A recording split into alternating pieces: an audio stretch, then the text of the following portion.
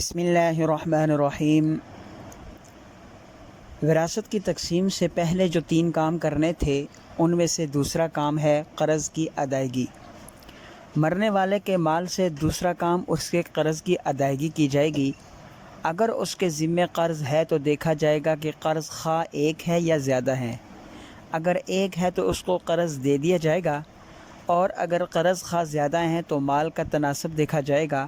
اگر سب کو پورا آ جائے تو ٹھیک، ورنہ قرضے کے تناسب سے ان میں مال تقسیم کر دیا جائے گا۔ قرض میراث کے مال سے ہی ادا ہوگا۔ ورثاء پہ واجب نہیں ہے کہ وہ قرض ادا کریں، اور نہ ہی قرض خواہ کو یہ حق حاصل ہے کہ وہ ورثاء سے قرض مانگیں۔ ہمارے ہاں یہ ہوتا ہے کہ اعلان کر دیا جاتا ہے کہ مرحوم کا میت کا کوئی لین دین ہو تو ان کے ورثاء موجود ہیں، ان سے طلب کیا جا سکتا ہے، جبکہ یہ درست نہیں ہے۔ قرض میت کی وراثت ہی سے ادا کیا جائے گا۔ ہاں، اگر اولاد یا کوئی عزیز و اقارب میت کی طرف سے قرض ادا کرنا چاہے تو یہ اس کا احسان ہے، ان پر واجب یا ضروری نہیں ہے، اور یہ چیز ان کے لیے بڑے اجر کا باعث بھی بنے گی۔ رسول اللہ صلی اللہ علیہ وسلم خود مرحومین کی جن کے اوپر قرض ہوا کرتے تھے ان کے قرضے ادا کر دیا کرتے تھے۔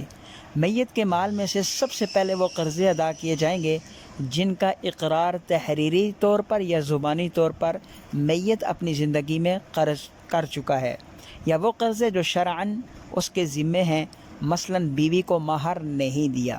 یاد رہے کہ مہر دینے میں جلدی کیا کریں، یہ بہت بڑے نقصان کا باعث بنتا ہے۔ تو اب سب سے پہلے بیوی کو مقرر شدہ مہر دیا جائے گا۔ ان قرضوں سے جو مال بچ جائے گا اس سے وہ قرضے ادا کیے جائیں گے جن کا اقرار اس نے مرض الوفات میں کیا ہوگا۔ مثلاً یہ کہ اس نے کہا کہ میں نے فلاں بندے کے دھوکے سے اتنے پیسے لیے یا چوری کیے۔ میت کے ذمے جو اللہ تعالیٰ کے قرضے ہیں، مثلاً زکوٰۃ فرض ادا نہیں کی، فرض حج ادا نہیں کیا، روزوں کا فدیہ ادا نہیں کیا، تو ایسے قرضوں کا فدیہ تب دیا جائے گا جب اس نے وصیت کی ہوگی۔ وصیت بھی تہائی مال کی ہوگی۔ اگر میت کے مال سے کفن دفن کے بعد قرضے کے لیے مال نہ بچا ہو تو قرض خواہ معاف کر دیں یا اپنا معاملہ اللہ تعالیٰ کی ذات پر چھوڑ دیں، اور قیامت کے دن نیکیوں کی صورت میں اپنا حساب برابر کر لیں۔ یاد رکھیں، قرض کا معاملہ ہمیشہ لکھ کر رکھا کریں۔ یہ بہت نازک معاملہ ہے، کیونکہ قرض شہید کو معاف نہیں ہے تو ہم جیسا گناہگار